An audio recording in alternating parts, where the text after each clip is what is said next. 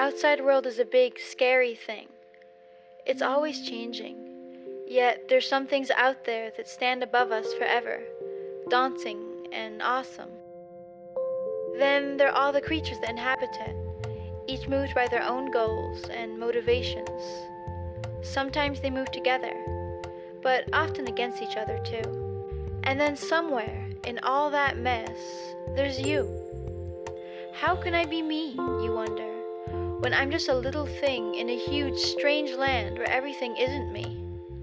Nietzsche was a man who thought many thoughts. The will to power, the eternal return, God is dead.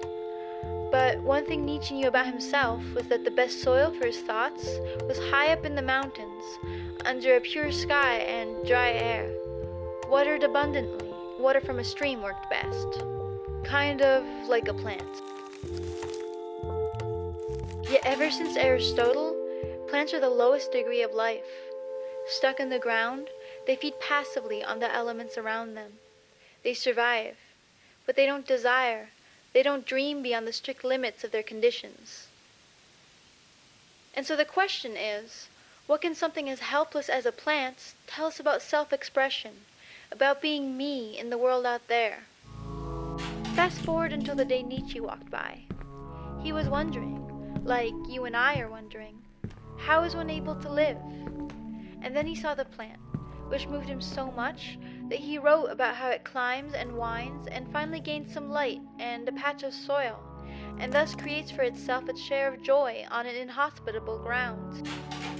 Yes, the plant is subjected to its environment, to whatever amount of sun and water and nutrients the world decides to give it, just as we have deep roots in our past and whatever coincidental spot we happen to grow up. But the plant is also a creator of its own life.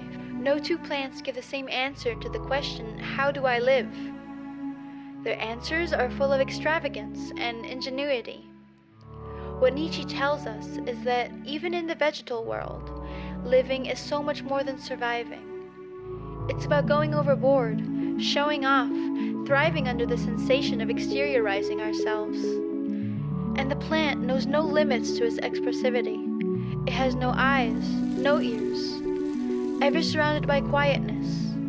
The outside world doesn't exist, if only as a still, silent, eternal whole that's the perfect canvas for the plant's wildest projections.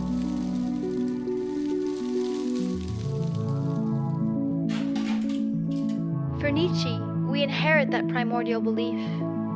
For us as well, the outside world isn't the indigestible chaos that it truly is. It's a relatively stable and coherent ground on which we can build all our mental constructions. Sometimes we can even reach the skies.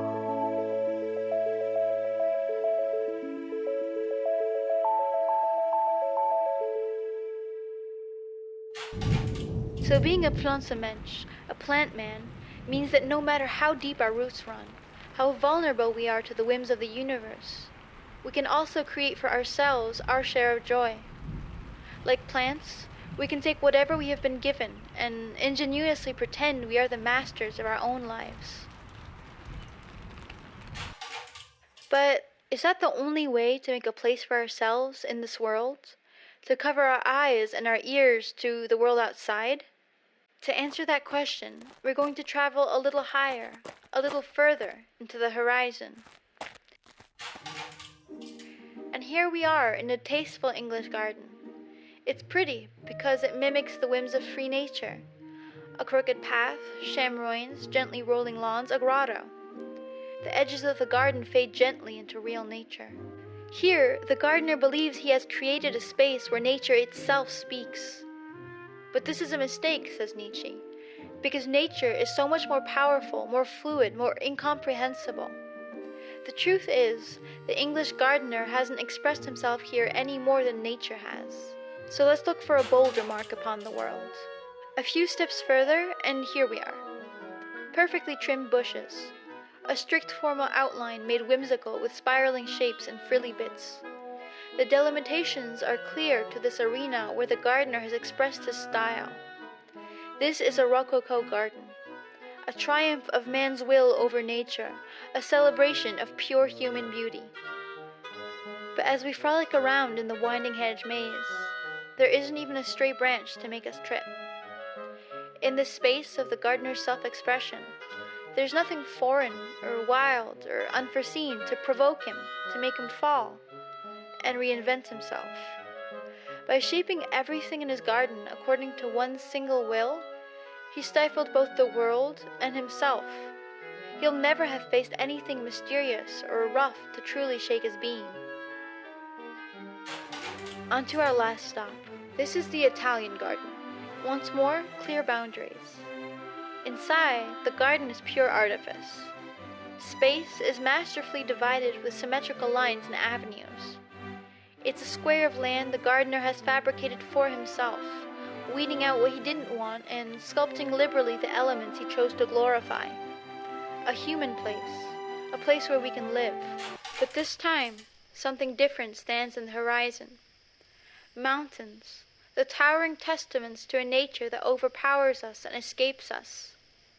The garden doesn't blend into the landscape.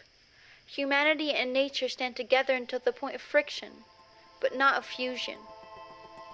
A constructivist masterpiece, aware of its own artifice, erecting itself boldly in the great outdoors. The Italian gardener acknowledges the awesomeness of the formidable, strange outside world, but he won't let that daunt him. He keeps on cultivating his patch of soil, and in the end, his work is all the more moving and beautiful because of where it stands. So how to express ourselves when we're small and the world out there is big? By staying small and making the most of our little plot of land. Gardening with Nietzsche is about fabricating a place in the world where we can be happy. And from time to time, we'll lift our heads and look past our fences, where the tall mountains from the outside world will forever stand beyond us.